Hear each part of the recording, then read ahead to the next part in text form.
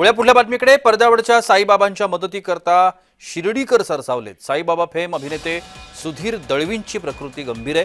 मुंबईतल्या लीलावती रुग्णालयामध्ये दळवींवरती उपचार सुरू आहेत। उपचाराकरता साधारणतः 15 लाख रुपयांचा खर्च अपेक्षित आहे। शिर्डीकरांनी श्रीरामनवमी उत्सवामध्ये शिल्लक राहिलेले 5 लाख रुपये दळवी यांच्या कुटुंबाकडे सुपूर्द केलेत। विखे परिवार दळवींच्या परिवाराला 1.5 लाख रुपयांची मदत देणार असल्याचे कळतंय। सुधीर दळवींना बरं करा, शिर्डी ग्रामस्थांनी साईंचरणी अशी प्रार्थना केली।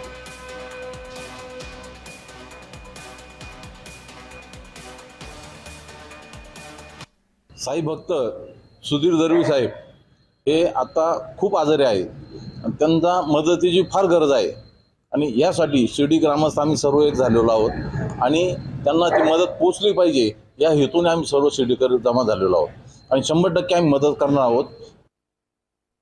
मुंबई येथे उपचार चालत असताना फार मोठा खर्च त्यांच्या आणि त्यांच्या परिवाराला सोसावा लागतोय।